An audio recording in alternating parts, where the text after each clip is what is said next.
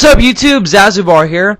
The summer movie season continues with Captain America, the first Avenger, that I have just finished. I just saw last night, and I'm going to review for you. I couldn't get away without reviewing this movie. A couple months back, I did a video about the trailer for Captain America and for Thor, and said that I'm pretty much sure that I was gonna like Captain America better than Thor. For one, I like Captain America better as a superhero. Not that I'm overly patriotic or anything. It's just that I just love the concept. The little guy getting strength, but never losing his morals. I like that.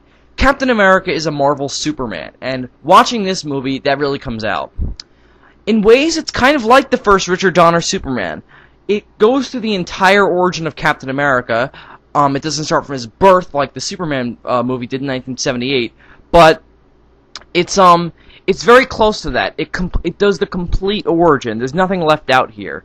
And it goes right up to the point of the beginning of the Avengers. And that's what I really wanted out of Captain America. Captain America nailed the lid on the coffin of the fact that the Avengers is close and incoming.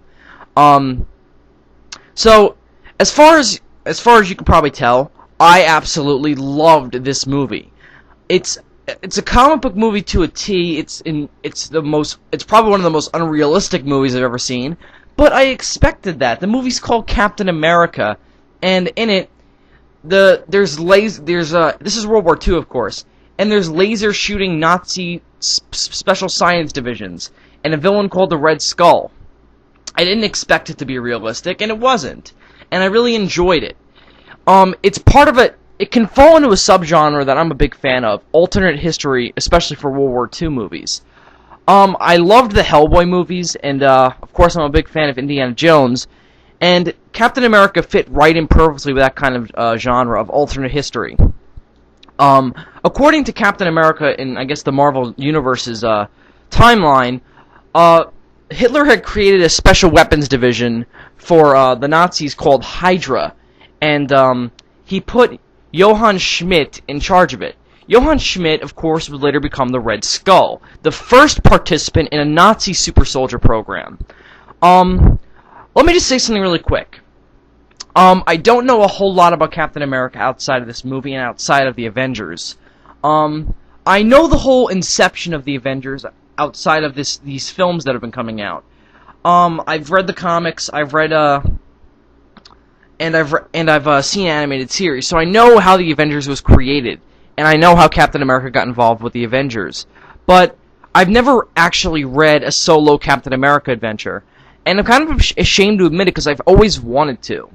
But it's the same reason why I never read Superman until recently. Captain America just seemed too generic to me. And after I gave Superman a shot, in comics I mean, I loved Superman in film, but I knew that he was always a little cheesier in the comics. And I always thought the same thing for Captain America. But then after I gave Superman a shot, I realized that just what a character is, just what the character's basic premise isn't always all you get in the stories. Superman is so much more than a propaganda piece for America. He's not just a Boy Scout with the greatest superpowers of all time. There's more to him than that. There's a science fiction tragic origin in him, and so I decided that maybe I should give Captain America more of a shot than I was going to. Now, granted, I still haven't read a Captain America solo adventure, even though now I want to after seeing this movie. So I've just gone off on a tangent that's completely unrelated to Captain America: The First Avenger. So let me just say it again. I am not terribly familiar with Captain America's history. So if this movie is vastly unfaithful to it, I wouldn't even know. The only thing that it's faithful to that I know for sure is the Avengers. Captain America is frozen in ice at the end of the film, and it's shown in the beginning as well, so it's not like it's a spoiler or anything. And that's what I wanted to see. I wanted to see that iconic image to me of Captain America frozen in ice after what happened at the end of the film. Now, I'll make this a non-spoiler review only because I really want you guys to go out and see this movie because it's so damn good. I actually enjoyed it almost as much as the first Iron Man movie. It's not that good. I mean, not as good as Iron Man, but it's damn close. It's really just a very impressive superhero origin story, and just plain comic book movie in general. The best descriptions of this movie I've heard are, it's a modern-day movie serial, and that couldn't be further from the truth. Just, there's a lot of really stylized action here, and it's easy to tell who the good guys are and who the bad guys are, just like in the old serials. The hero is nearly perfect in every way imaginable, and the villain is evil in every way imaginable, which of course is amplified by their super soldier serum and explained by the Doctor, who I can't really remember his name, sorry. I know he's German, and he's one of my favorite characters in the movie, and damn, I gotta find out that guy's name now. Anyway, so he says to Steve Rogers the night before the iconic super soldier experiment that the super soldier serum will amplify your personality, and since Steve Rogers is good, he'll become better. And he tells him the story of the Red Skull, or Johann Schmidt, that he was a bad person, and he only got more evil with time. And I don't know if that's the explanation for why his face got all burned up, since I know there's an explanation in the comics, but I just accepted it here. I didn't question it because I knew I was going to see Red Skull, so totally expected it. I didn't question it at all. So yeah, it was even easier to tell who the good guys were and who the bad guys were, but of course I expected that. The movie is Captain America. You know who the good guys are going to be portrayed as. However, one thing I really dug about this movie was that it almost makes fun of what Captain America was, a propaganda piece in World War II. Right after the experiment, the Doctor is killed by a Hydra spy, so that way he can't recreate the super soldier serum, since he's committed it to memory and hasn't actually written it down. May sound stupid, but it actually makes some sense. So yeah.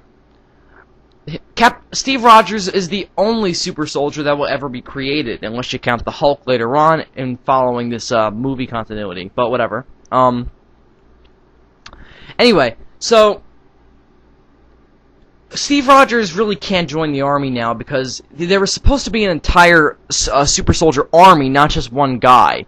So instead, the government decides to make him a propaganda piece. They put him in a silly outfit that looks exactly like the classic Captain America costume, and they parade him. They put him on a tour to sell bearer bonds for the army.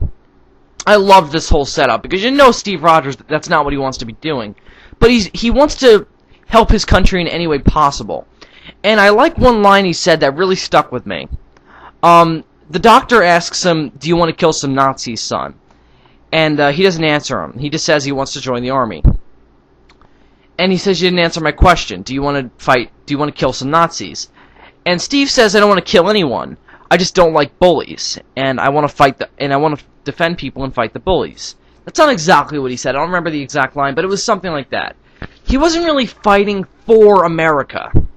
You know, Steve Rogers is obviously a hardcore American, but he's not fighting America because he believes in whatever the government's telling him to. In fact, he disagrees with the government on a lot of things here. Like, he goes off on his own to rescue prisoners from a Hydra camp, and completely disobeys his general. And that's what really sells the army that he can do some good besides selling bearer bonds. And they give him his own squadron to take down Hydra bases while the rest of the army is actually fighting the Nazis. So yeah, I like the propaganda thing. It kind of makes fun of what Captain America was while also paying tribute to it. This is obviously a very patriotic movie. The soundtrack is a lot of stuff that can be summed up as the American National Anthem, just different pieces of it remixed. And that's fine. I expected that. And as a lot of people are complaining that it's overdone, like they play it too often, I don't agree with that at all. The movie's called Captain America, and the soundtrack should reflect the main character, and it does. He's patriotic. He's triumphant. He's heroic. And that's what that kind of music brings about. So it's very appropriate. I don't think it's overdone at all. The action in this movie is absolutely spectacular. That shield of his is the most badass weapon since the Iron Man's armor. I I was having a debate with myself on whether or not I liked Captain America's shield better than Thor's hammer, and I do. Thor's hammer has more powers, but Captain America's shield is just so much more damn helpful. It can hold open doors, he can throw it like a disc and knock out like 3 Hydra soldiers at once. He can use it as basically a club and smack people in the face, and there's a lot of action scenes that are so damn cool with that.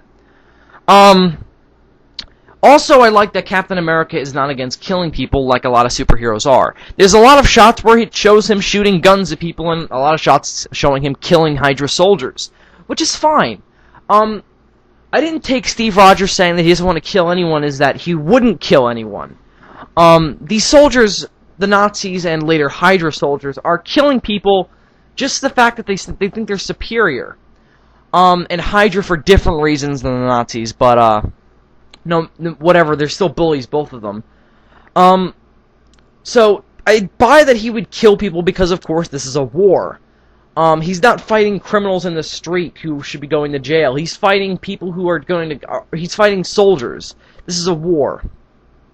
So I totally expected him to kill people, and I like that. It made it feel a little more realistic and a little more faithful to Captain America, since he did kill people back in the good old days of 1940s.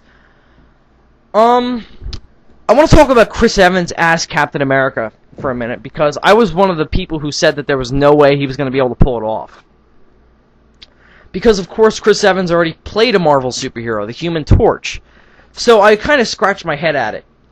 But then I realized why they picked him. He is Steve Rogers. I mean, he completely embodies everything that Steve Rogers believes. He's pure, he's patriotic, he's very, very, he never gives up, courageous, you know, stuff like that. And he completely embodied it.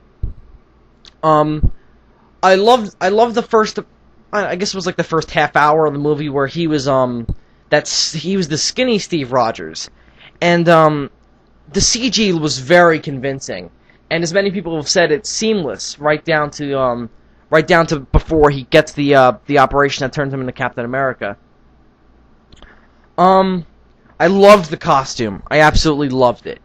I doubt they're going to use the same costume that they used in this movie for the Avengers, and that's fine, since there's a 70-year gap in between the movies, in terms of timeline, not years they're being made. But, so I'm sure we're going to get a different costume in the Avengers. So all in all, Captain America, the First Avenger, is one of the best movies I've seen all summer. It's right up there with Super 8. It outdoes Thor, in my opinion. And we'll see how it racks up against Cowboys and Aliens, which I've also heard is very good, and I can't wait to see that too. So I can't wait for the Avengers. Captain America is awesome. I highly recommend it. If you're a father or a mother, or just you have some kids you need to take them to do something this weekend, or just this week of the summer, take them to see Captain America. It's a very entertaining movie. It's a movie with some more stuff behind it than just the action. It's good old-fashioned American wholesome ideals put into a superhero costume. You can't get any better than that. I'm going to give Captain America a 4 out of 5. I know that may sound a little high to people, but that's how much I enjoyed it. It's total escapist entertainment. If you take it too seriously, you're missing the point. So thanks for watching. Zazubaar out.